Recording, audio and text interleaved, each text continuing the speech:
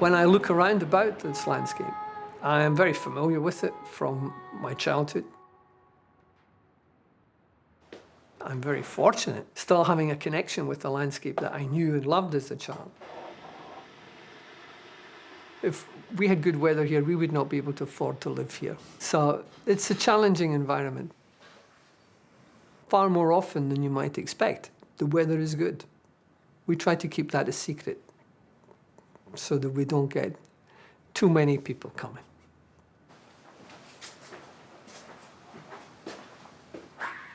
Oh, it's very rough nature, but it is still an incredibly scenic area. People come in the summer and they love what they see, so they decide they want to stay. And the first winter is always the test.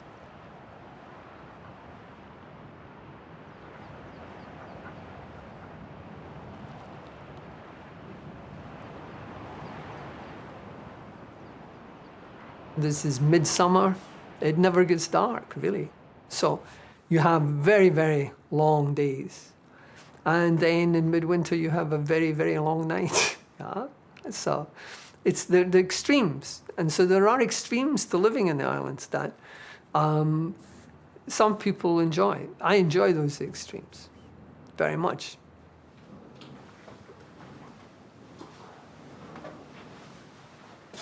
My family have lived here since the 1600s. My name in English is Malcolm MacLean. In Gaelic, that is Callum MacLean. And here, I would be known by my patronymic, which would be Callum Nílachan Fadrig.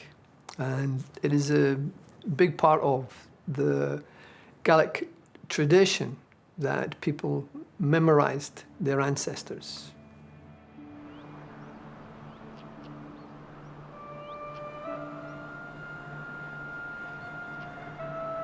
Every inch of this land here was at one time or another, all the way out to the mountains there, would have been worked.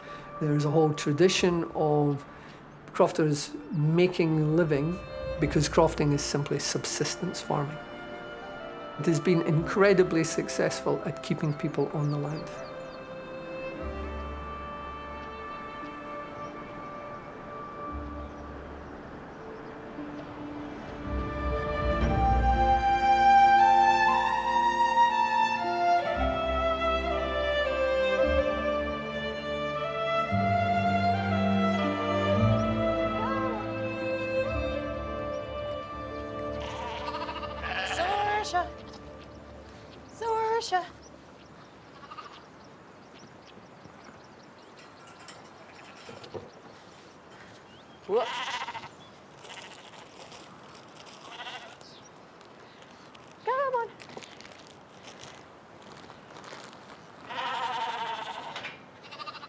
We, for a very long time, have had absolute yearning to have some land that is under your own care, to put your hands in the soil, to grow, to have animals and livestock that we have some responsibility for, that are part of a small-scale ecology. I'm starting small. I've got 23 sheep. So crofting, it's just about enough land to be self-sustaining, and it's part of a community. The practice of everyday life is sustaining what the body needs and what the soul needs and what the children need. Right. You have to be present. The only way that you can live is to be fully in the moment and know what you're doing. And I think that's what everybody wants, really, isn't it? I mean, it's incredibly fulfilling, even when things go wrong, which they do, and even when things are difficult, which they often are, particularly in the winter.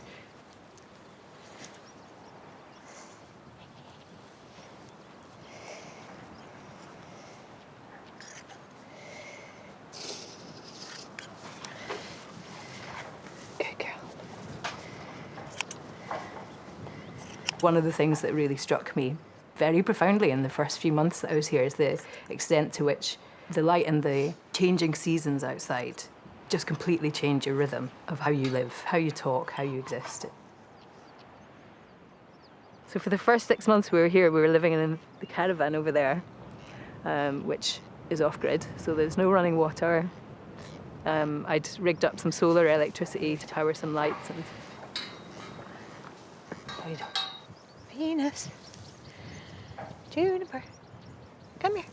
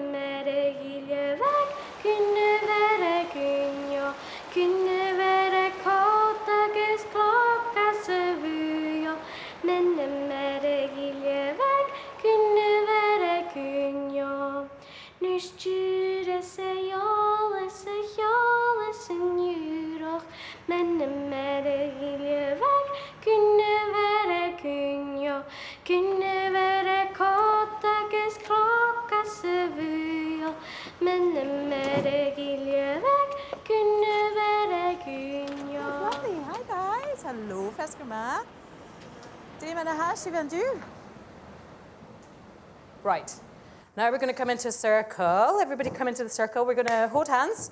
Who wants to start? Me. All right, Arthur's going to start. I grew up in Fife, which is about 30 minutes from Edinburgh.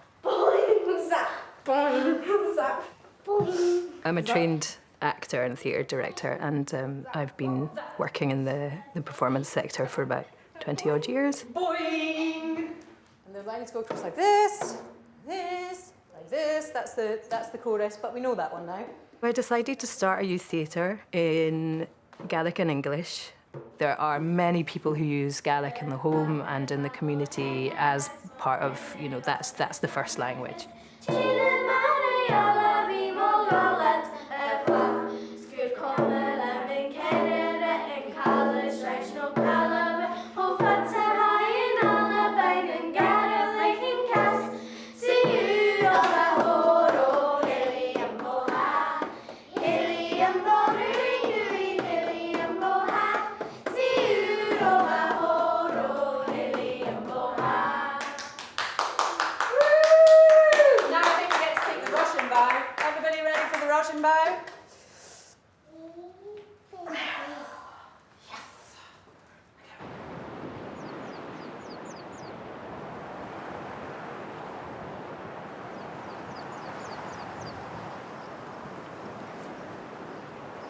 Yeah, you're managing. Good. Cool.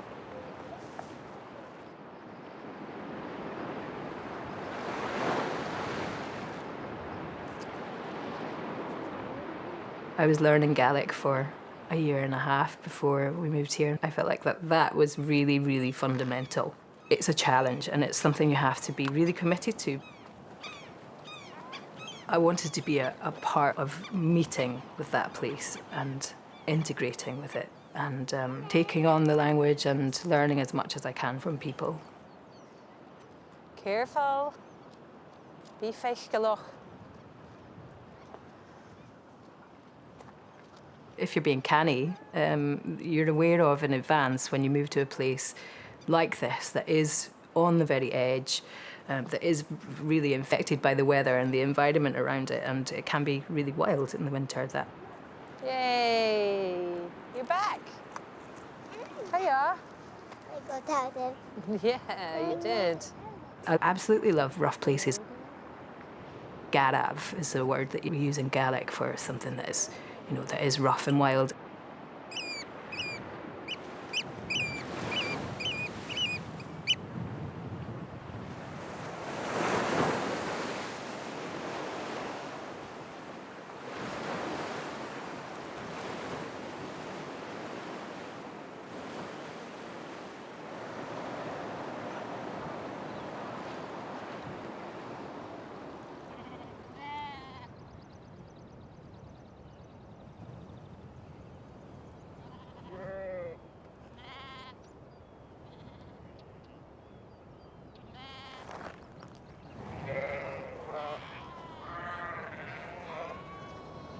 Come on.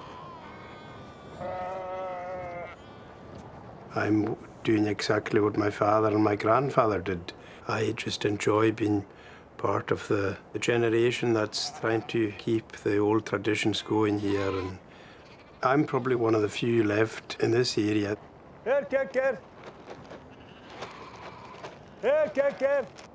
Crofter is, well, he works the land, he tends sheep or cattle, does a bit of cultivating, grows things, so works with the seasons. Yeah. It's not a big land, it's small portions.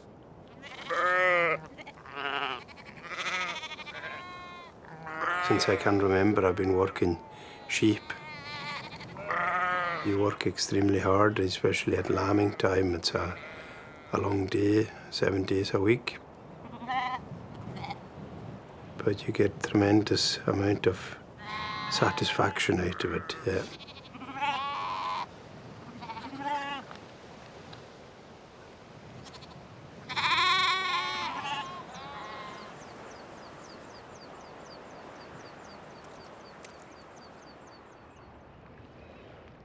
I was brought up in boats and I worked in boats for 14 years, so I was very familiar with the sea.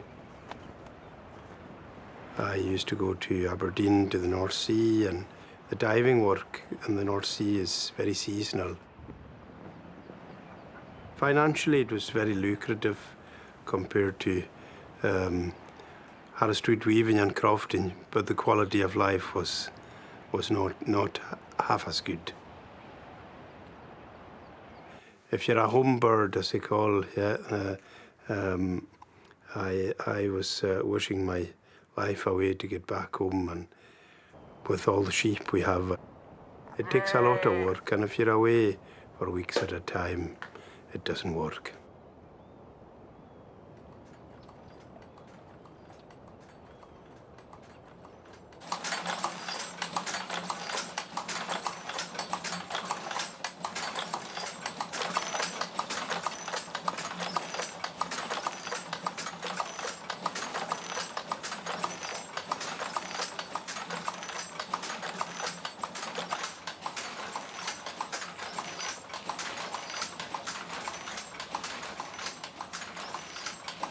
I enjoy working sheep, but you need to have another source of income to sustain living on the croft. And then the opportunity came to be trained up as a Harris Street weaver, yeah, and I took it.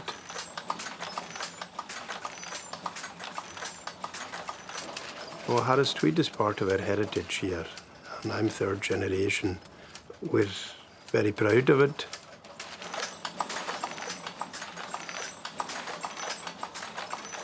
It has to be woven by hand, yeah, like I'm doing, I'm peddling there.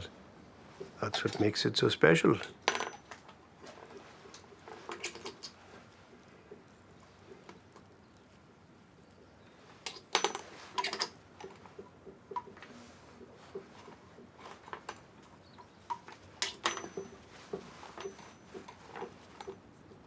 You're your own boss, so there's a lot to be said for that.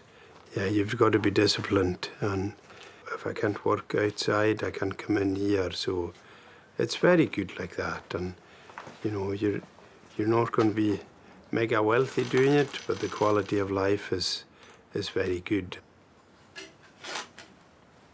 So, but no, I wouldn't change it for the world.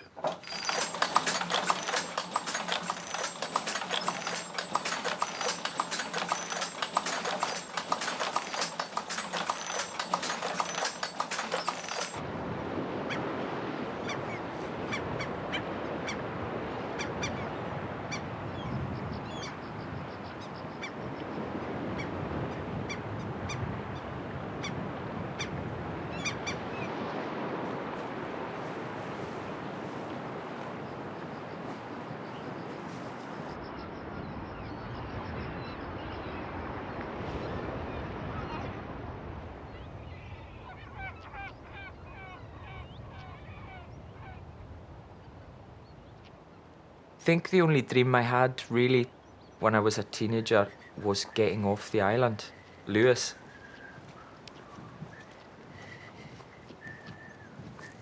I just found it really stifling because I didn't want to go to the moor and chase after sheep. You know, I didn't want to go and plant potatoes. I didn't want to cut peat. I wanted to play my guitar and hang out with my pals. I just felt like life was going on somewhere else and it wasn't here.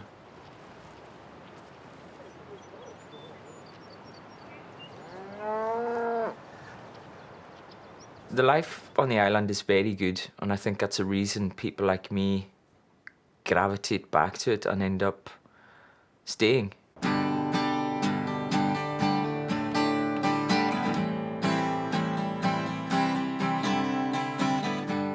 the things that you cursed it for when you were younger, you really appreciate now. I certainly do. Waar my sjolig transparent kan fem med oxygen. Apper størst mine sø. Over matu, hei skik magust mar holdes smart verklich. Veme mi vi faskorst. Kan helt døyse mig every beyond sinner shore. It's hard to not agree.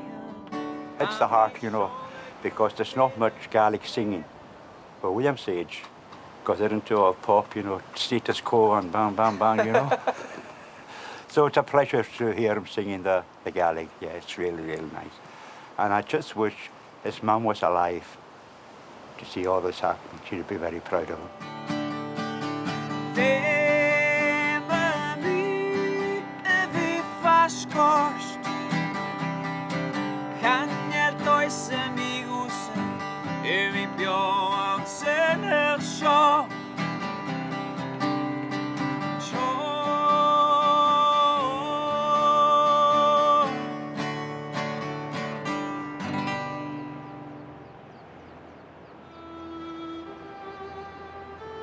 The main word hook of it is somebody flying close to the sun and being evaporated by the sun, and their dust returns to the earth as the northern lights. And the northern lights is such a kind of special feature of the night sky here.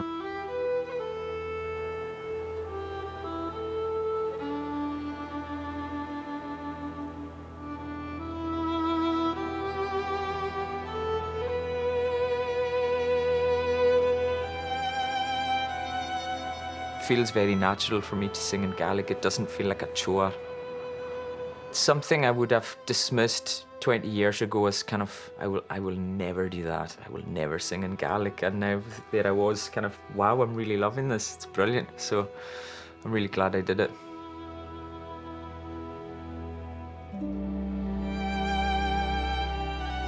The nature here is very inspiring, and it's sort of, especially the winter weather, I find that really kind of amazing, that somewhere can be so bleak and beautiful at the same time, you know, because stormy days down on the beach in the village are just, you know, the second to none. You draw a lot from the place if you're a songwriter, I think.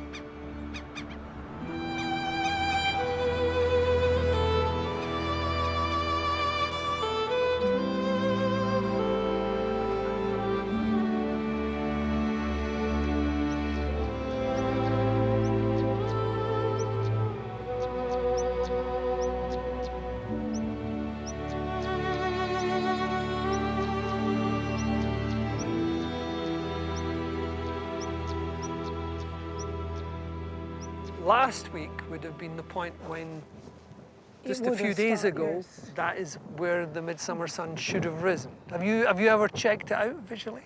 Dozens of times. 4 o'clock in the morning. Yeah, yeah, and it works. It works. Did you notice the hornblende on this stone? Margaret came to live in Callanish about 45 years ago. And if you're at the centre stone, She has done more work on Callanish than anyone else alive. Margaret was mapping various sites and finding new stones.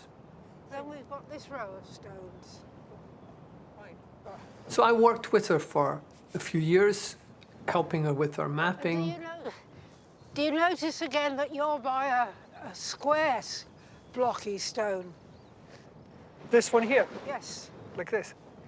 Every midsummer and midwinter, we would go out, position ourselves in different places to see if we could find an alignment. We're going to look over the top of this stone. Can you see the circle stone, Malcolm, on the right of the gap? I'm following the line of the stones and I can see into the circle, yes. Can you see the male figure on that circle stone? To the right of the gap. Oh, yes, yes, I see what you mean. Yes, to the right of the So gap. if this is for a sunrise, that could be the sun god. We know very little. Yeah, it's a great mystery. Let's go to this stone with a knob on the side. It looks like a mitten. Okay, this one right here. Yes. These stones are not there in a random way. But the idea that the people who erected Callanish 5,000 years ago were not just obviously good engineers and architects, but that they were also studying the movements of the planets and the moon and the sun. They would have a calendar, a kind of calculator, a clock that would help them precisely work out the seasons. You could dowse through it. I used to dowse it when I spent quite a few months as a young man working as a warrior. Whoever knew about these alignments would have power in that society.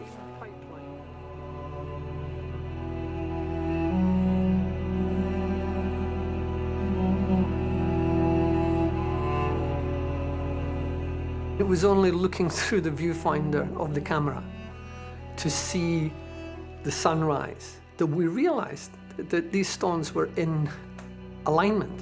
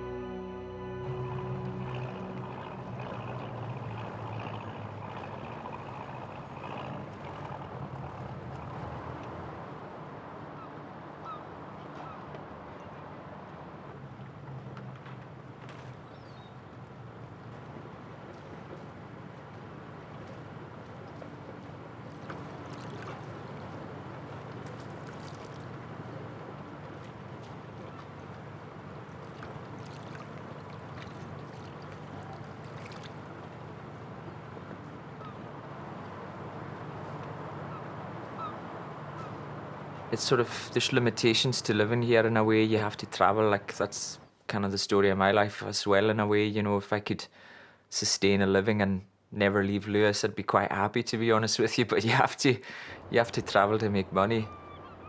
I mean, I suppose every year I lose a good few £1,000 from lost fees because I just get stuck. It's inspiring and a complete pain in the arse sometimes as well, you know. I have to jump on the ferry again on Thursday and go and sing songs for people in pubs. So there's worse ways of making a living. It's all right, yeah.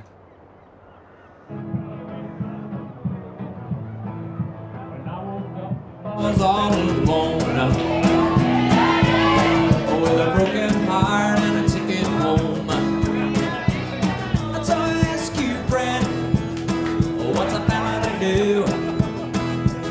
Because her hair was black and her eyes were blue.